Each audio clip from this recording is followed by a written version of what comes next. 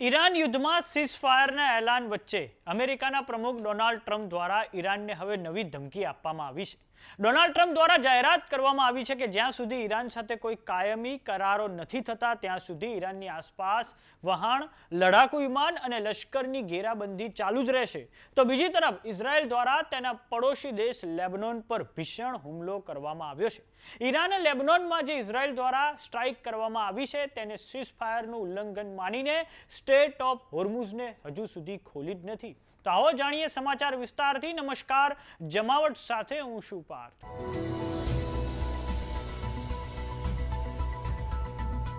પશ્ચિમ એશિયામાં 39 દિવસના ભીષણ સંગ્રામ પછી ઈરાન અને અમેરિકા વચ્ચે સીઝફાયર થયું છે. અમેરિકાના પ્રમુખ ડોનાલ્ડ ટ્રમ્પ દ્વારા આજે ફરી એકવાર ઈરાનને ધમકી આપવામાં આવી છે અને આ માટે ડોનાલ્ડ ટ્રમ્પ દ્વારા ટ્રુથ સોશિયલ નામની સાઇટ પર લખવામાં આવ્યું છે કે અમેરિકા ઈરાનની આજુબાજુ તેનો લશ્કરી ઘેરાબંધી ચાલુ જ રાખશે.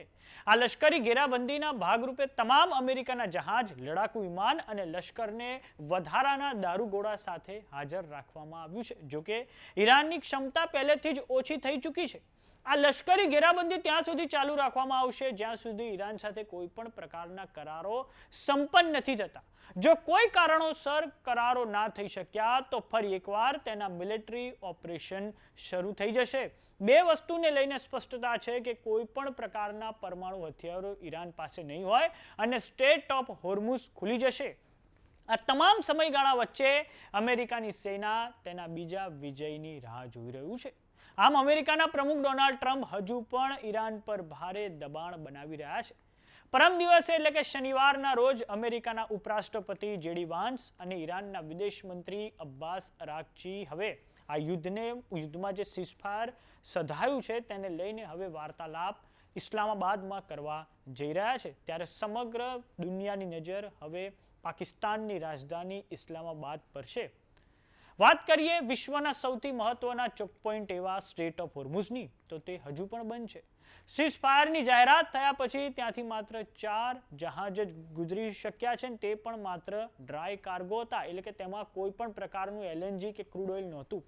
સીઝફાયરની જાહેરાત પછી ઇઝરાયલ દ્વારા લેબનોન પર ખૂબ ભીષણ હુમલો કરવામાં આવ્યો છે. આ હુમલો હેઝબોલ્લાના ઠેકાણાઓ પર કરવામાં આવ્યો છે અને આ પછી ઈરાન દ્વારા લેબનોનમાં પણ સીઝફાયરની માંગ કરવામાં આવી છે. જોકે ઇઝરાયલ દ્વારા આ બાબતને માનવાથી ઇનકાર કરી દેવામાં આવ્યો છે.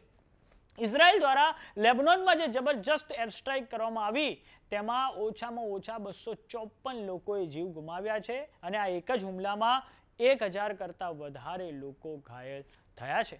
આમ એક તરફ અમેરિકા અને ઈરાન દ્વારા સીઝફાયરની જાહેરાત કરવામાં આવી છે તો બીજી તરફ જમીની હકીકત કંઈક અલગ જ છે. ઇઝરાયલના લેબનોન પર હુમલાઓ સતત ચાલુ છે અને સ્ટ્રેટ ઓફ હોર્મુઝ બંધ છે. ત્યારે હવે જોવાનું એ રહે છે કે ઇસ્લામાબાદ ટોક થકી બંને તરફ કયો નવો રસ્તો નીકળે છે. તો સમાચારોમાં અત્યારે બસ આટલું. જોતા રહો જમાવટ. જો તમે અમને યુટ્યુબ પર જોઈ રહ્યા તો સબસ્ક્રાઇબ કરો. જો તમે અમને ફેસબુક પર જોઈ રહ્યા તો ફોલો કરો. સાથે જ અમારી વોટ્સએપ ચેનલ આવી ગઈ છે, જોઈન કરવાનું ના ભૂલતા. નમસ્કાર.